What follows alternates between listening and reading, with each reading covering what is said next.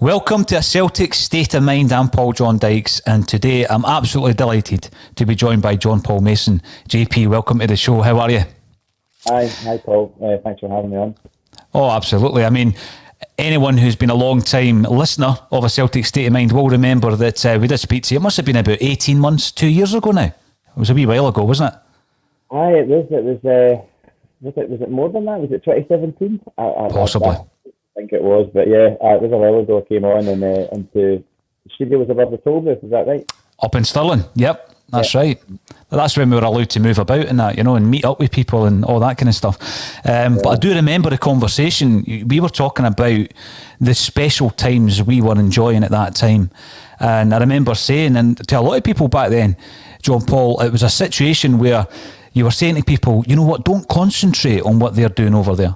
On the other side of Glasgow, just absolutely revel in the success that we are enjoying at the moment, because invincible trebles. And I'm not casting my mind back to worst times and all that, and it's not the person's fault if they've had a generation of success. That's just the way it is. It's just your point of reference. But just enjoy it. And here we are. And I never thought we'd be here at this time talking about Celtic having a bit of a mountain to climb to get back into a title race when we're going for the 10. Where did it all go wrong? Well, that's a £3.5 million question, isn't it? Where did it all go wrong? I mean, it's going wrong. I wouldn't like to say that it's gone wrong yet. We'll see how that is after today, but it's just, I think you said it best, it's a perfect storm. I think there's so many factors that have just come together at the moment to contribute to this. And unfortunately, we've got a guy at the helm who everybody loves, everybody wants to do well, everybody wants to succeed. All the problems might not necessarily lie with him at the moment, really. I think it's like trying to, I think for Lennon, it's like trying to drive a car that's got no brakes at the moment, and he's just trying to, trying to keep it on the road, and it can go off the road at any point, as it has been several times. The Ross County game last week was a hard one. It was grim. It was grim. I mean, I love the car analogies, because I think it is that cartoon car where the four wheels just fall off every so often, and that's happened a few times this season. The Ross County game that you mentioned, it's interesting because anyone who's keeping an eye on the scores coming in will know that Rangers have beaten them 4-0 today away. And you're looking at that level of, the unit, the kind of the strength that they've got at the moment. I mean, you've got a guy in Tavernier who's scoring something like 16 goals and setting up another 14, and they're in the form of their life, John Paul, and that's why Celtic need to be at the top of their game, because as you say there, I don't believe it's gone yet, but it is certainly going wrong. And we've spoken on A Celtic State of Mind day in, day out, talking about where it's gone wrong, how to change it, focusing on the manager and coaching staff, focusing on the players, and focusing on the board. But when match day comes round every single time, we wait for the team to be announced, we support the team as well as we can from afar. And obviously we want Celtic to get back onto some kind of form today. Now, the team lines come in, and then basically what you try and do at this stage is, where are they all playing? Are we playing three at the back, do you think? Let me just have a look at it again. It was who's the defenders in the team sheet? Is it Julian, Beaton, Ayer? Yeah. And I was wondering if we're starting with three at the back, with perhaps the Brown and McGregor partnership in front of them, Frimpong on the right, Laxalt on the left, with Christie and Roderick playing a wee bit further up behind Edouard. I think that's how it's shaping up, John Paul, but sometimes it's difficult to know until you actually see the shape on the pitch. Well, it looks like much of a muchness really compared to the last few games. There's no any great surprises there. I was maybe expecting Griffiths to come in. I don't know why. If I saw a picture of him in training, I thought maybe he would be getting a nod to start up front with Eddie, but it is looking like that. It's looking like, Eddie up top with Rogic just behind him again. I think he's just trying to be loyal to the team and to the players. And he's going with his tried and tested, isn't he? He's not, because if he did put a tumble in or something like that, and he didn't have the greatest games, then he'd get savaged probably. So. You're right though. It's almost as if he's going with the tried and tested, and just hopefully the form will return. That's what it looks like. Now, I didn't actually notice this until I'm looking at the moment. Noah Yeti on the bench. Has he picked up an injury, JP? I never actually seen that in the lead up to the game. I know Duffy was struggling, and he's obviously not made it. There's no mention of that. I've not read anything about that. I don't know what's going on there. Ayeti has gone. Everybody was raving about Ayeti. I know. You guys were, other Celtic fan channels were going on about how good Ayeti was looking, and how we were going to get him back to the form that made him a. How much did they pay for him? I think they paid about £8 million. Aye, West Ham. He's no dud. Do you know what I mean? And he did look deadly when he started, and his first few games, and he wasn't even playing 90 minutes, and his goal to game ratio was really good. Mm-hmm.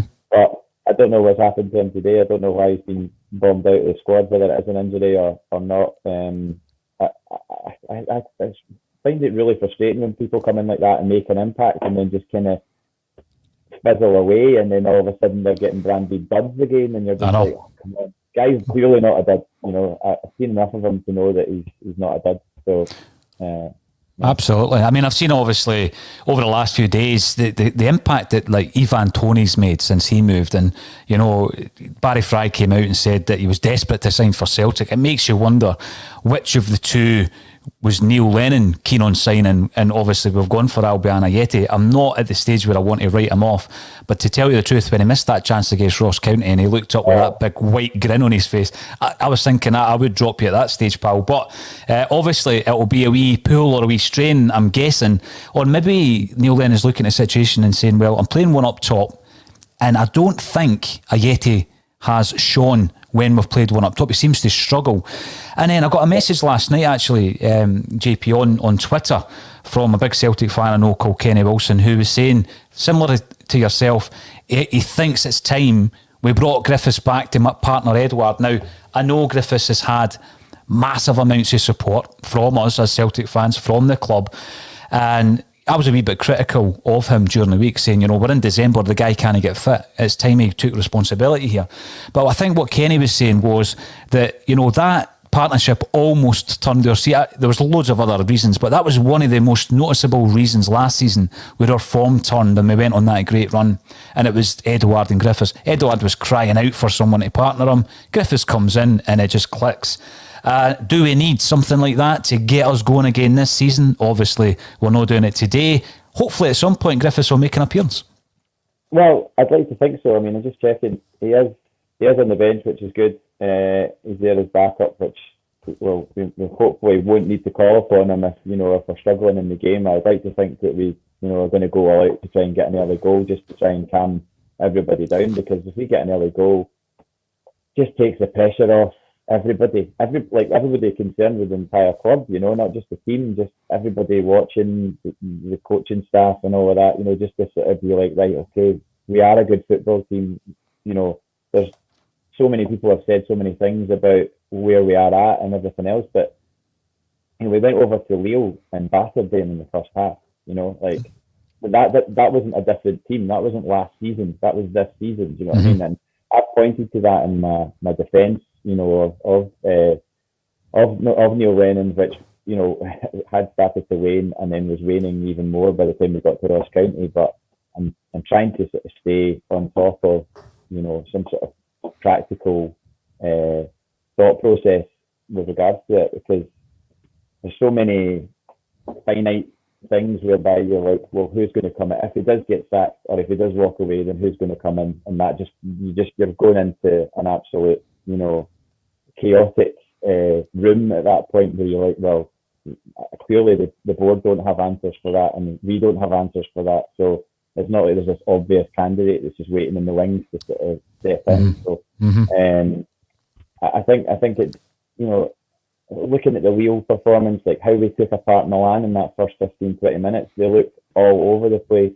If we'd just had a bit more, structure and confidence, probably, to hold on to that lead, I think we maybe kind of got a bit panicky at the fact that we were 2-0 up after. I mean, what was it? What was the second goal? Was it 15 minutes? Let me just check my notes here, because I've always been saying over the last few days we were in control for 23 minutes. That's when AC Milan scored. But yeah, we scored the second goal in 13 minutes. I mean, that's ridiculous. Astonishing. I know. I was in here and moan, obviously, as most people are if they're not with partners or whatever, and I was going absolutely bananas when we scored that second goal. And I nearly posted something, and I thought, no, I'm not posting anything. I'm not posting oh, here we go, we're back, or anything, something stupid like that, because that always comes back to bite you. I just left it, and then as soon as they got that, I mean, the Christie free kick was just, no amount of coaching can change that. Guardiola's in the dugout. I know. Guardiola can't control Christie deciding to half a boy on the edge of the 18-yard box. You know what I mean? That's just insane. And yes, Barkas is suspect at the free kick, but when Barkas is playing with a defence that is shipping goals like they are, it's no wonder he's not confident. You know what I mean? Like, I don't know enough about Barkas to sort of say, well, he's done this and this and this. I know he played with ACSOM, and he played against us in the qualifier, and I know he's a Greek international, so you don't get to that level unless you're of some, stock. But yeah, I mean, the free kick, stepping that way, and then just allowing him the window opportunity to just bang it into the bottom corner. It was a well taken free kick, but it wasn't Lee Griffiths against who did he score into against at Hampden? I can't remember who the England keeper was. It wasn't Joe Hart. Whoever Lee Griffiths scored those two free kicks against, it wasn't a replica of that. Put it that way. It wasn't a top bin. Keeper's got a no chance type thing. So. No, see the thing with that, and again, I'm no expert when it comes to goalies, and there's a couple of goalies listening to this show, and one of them's Big John Fallon actually, and he's like, stop giving the goalies a hard time. But for me, it was almost like he set up the wall to force the guy to put it there. Then he puts all his weight on the right hand side, which means it just seemed to me, and then people are looking at right, so what do you actually do here? Because we've already tried Bain out, and that wasn't really working. We've shelled out £4.5 million on Barkas. Neil Lennon has talked about trying to get a level of consistency with his team selection. Obviously, there's some changes today. El Hamid, who sometimes looks like as cool as a cucumber, and then he'll make a daft defensive error, and one that's you're tearing your hair out, because 5 minutes before he's done something brilliant up the right wing with Frimpong, and it's frustrating because what you've said there is no amount of coaching can really eradicate the individual errors, and that I think is what's going to be frustrating Neil Lennon at the moment. But before we came on air, we're having a wee chat, because I love your backdrop. I love that centenary kit. It's my all-time favourite set of hoops. I love that book because you're in it, the one that Kieran Tierney's on the front cover. But you made you made an incredible point, actually, going back to when we won the 1 or we stopped the 10, and there was just this natural progression within the Rangers side at that time, whereby too many players got to the point where they weren't performing. Are we at that point, John Paul? I mean, I know we've got a younger team than perhaps what Rangers had back at that time, but we mentioned Tierney. Is it a question of hunger with some of the guys, in terms of you would expect more from Encham, for example? This season's been a poor one by Edouard standards. He showed against AC Milan the class that the boys got, So I liked the theory. I hope it doesn't come to fruition, but I found that quite an interesting one. As too many players just found really, really bad form at the worst of times.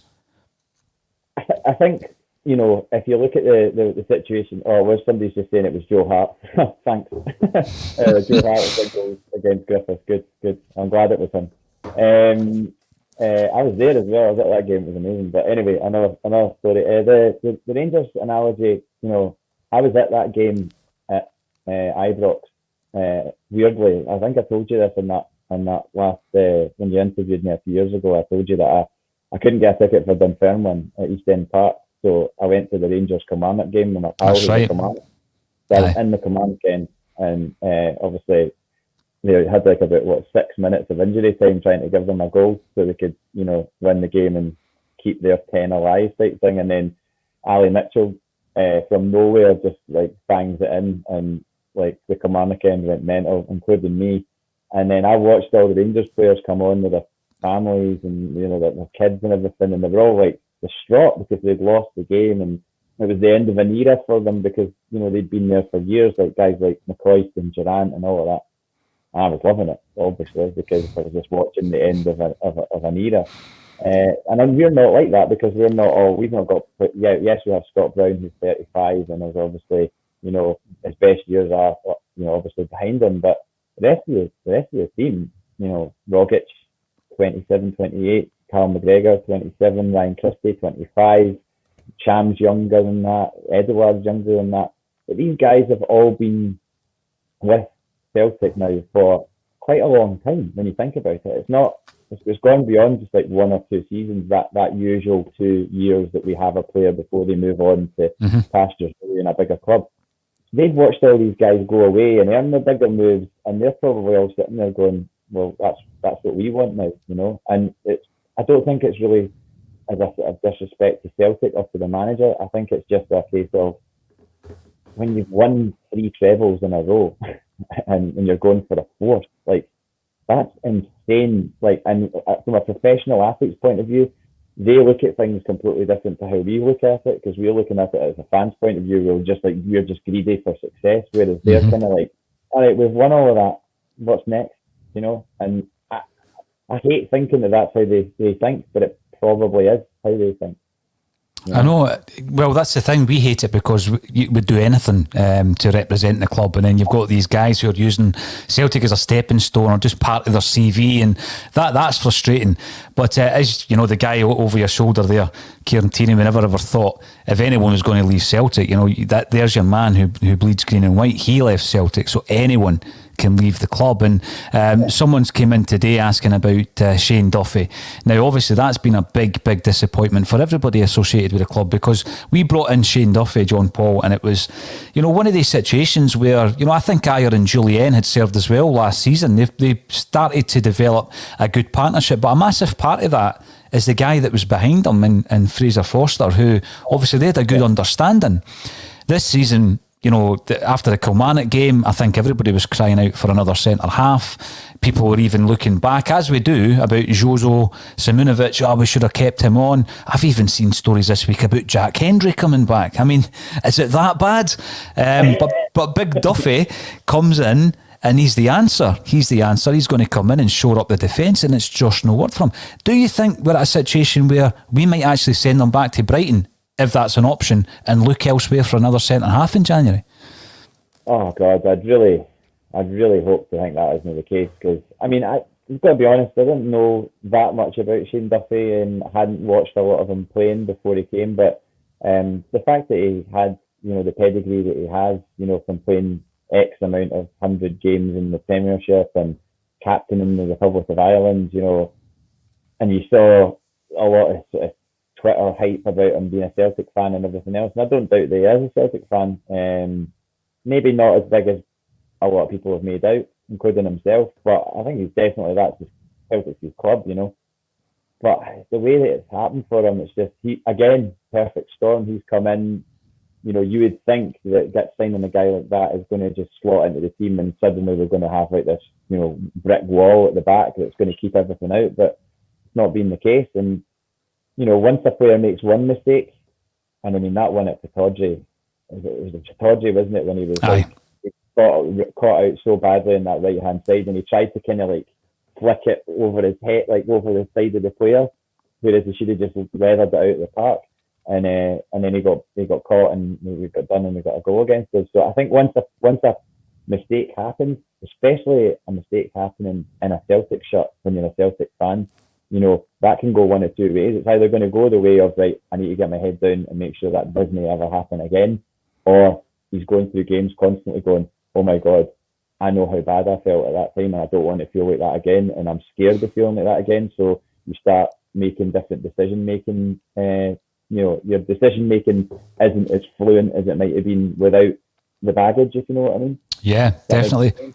Oh, definitely. I mean, that mistake against Aberdeen, John Paul, it was in a time in the game where we had somehow regained control of that game. That was a big frustration. We get back to 3-2 and you're thinking, right, we've turned it around. I've written him off at half-time. That was my tipping point. I was watching, I remember. Aye. And then we pull it back and I'm like, hands up. And I'm still going to put the hands up and say, listen, I got it wrong, and everybody else would be happy to have got it wrong for Neil Lennon to turn this round, to see him lifting that trophy at the end of the season. Absolutely 100%. But it's just these moments in the season that you look back on, and the footage of Big Duffy against Rangers at Celtic Park, where it really did. I mean, that's the run. That's the first game of the 11 games we keep talking about, 2 wins in 11, where the ball comes to him and he looks up to the left wing and he just punched this ball right into the stand, and you think to yourself, what on earth's going on? Then you look at the situation where it comes to light that he was unwell, he had dental issues, abscesses removed from his mouth, probably shouldn't have played, but because of everything you mentioned about his desire to play for the club, he plays, and he plays rotten. He's really poor. And I just wonder, when you see him out of the side, is there a way back for him?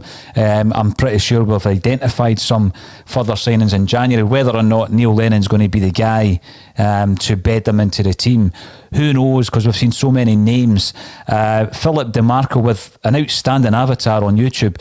We will win today and it will be all rosy. That's followed up by Paul Cockwell asking the question, Celtic will win easy today. Does it change anything? John Paul, if we do win, and let's say comfortably, I'm forgetting what that feels like, let's say 2-0 and we win the game, does it change anything? Do you think, these deep-rooted beliefs that there's issues at the club, at boardroom level, right down? Because I don't think it does. We all want to start getting the results on the board. Of course we do, because it becomes unassailable if we don't win games, and quickly. But does it change anything if we win today?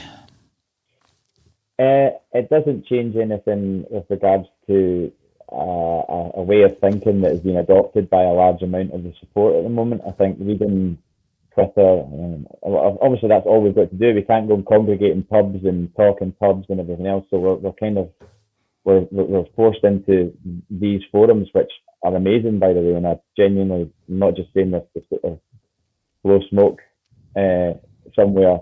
But these have been great for me, especially just to have something to listen to and be engaged with throughout this time. But I think it's going to take a lot more than a victory today to change people's ways of thinking, I think, because it's really, really hurt a lot of people the way that this has panned out. I think people can take getting beaten in a cup competition. We knew it was going to happen at some point, but it was the manner in which we went out last week was, for me, was just like, wait a minute, what the hell's going on here? Like, Europe's whatever.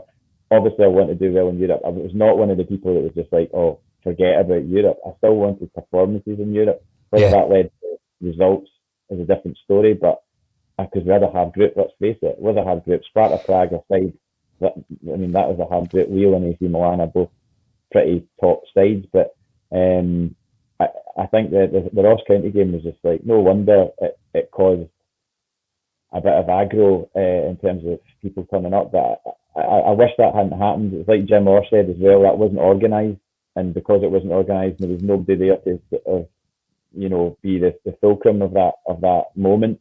It was just, anybody could do anything, and it was just a bit kind of like, well, this is a bit of a basket case of a situation. So, and that's why it kind of spiraled as it did, rather than being an organised thing where it was like, the banner outside with the Green Brigade or whatever, something like that. As it's a bit more disciplined.